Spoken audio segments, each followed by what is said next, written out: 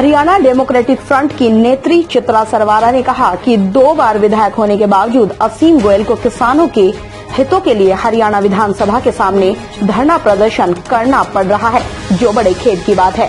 वहीं अपने ही इलाके में किसानों का जोरदार रोष प्रदर्शन देखकर उन्हें अपनी साख बचाना मुश्किल हो गया है।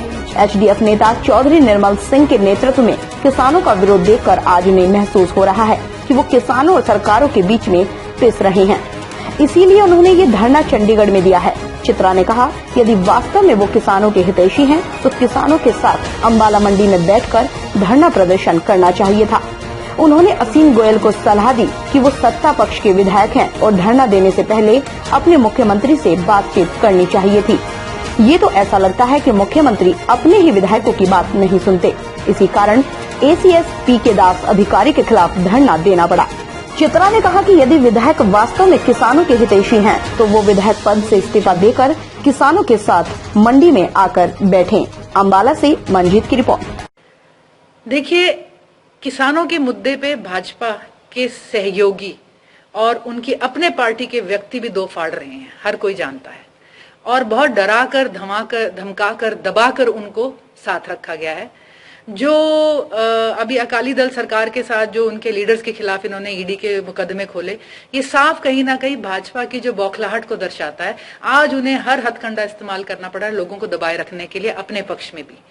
और ये कहना कि लोगों ने बरगला दिया, आज किसान यूनियन, किसान अपने आप बिना बुलाए सड़कों पे आंदोलित है। कल कोई ये बता दे कि सिरसा में किस राजनीतिक पार्टी का प्रदर्शन था, लेकिन किसानों के ऊपर कल इन्होंने वाटर कैनन्स भी चलाए, लाठियां भी चलाई। पीपली में कौन सी राजनीतिक पार्टी वहां पे खड़ी हुई थी?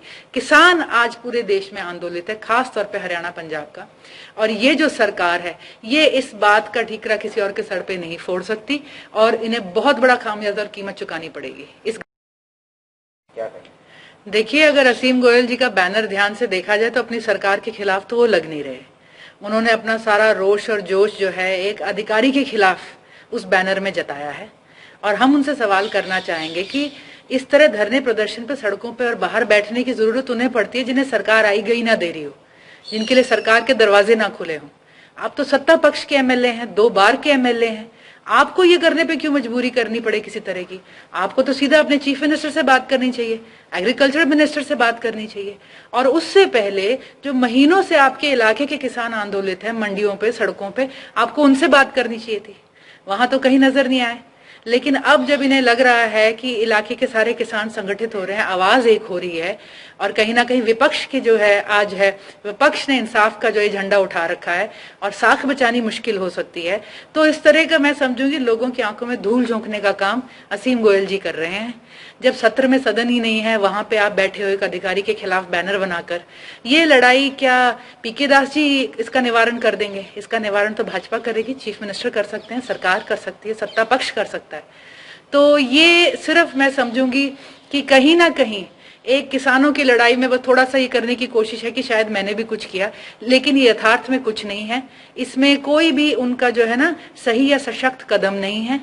और उनके इलाके की मंडियों में क्या हाल है वो देखने नहीं गए।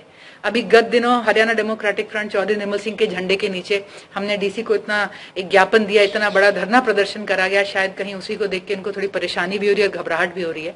और ये इन्हें महसूस हो रहा है कि जो हमारा देहाती इलाका है, जो किसान है, जो आड़त है, जो खेती से जुड़ा है, मजदूर है, गरीब है, वो सब इन्हें अपने उससे खिसकते दिख रहे हैं।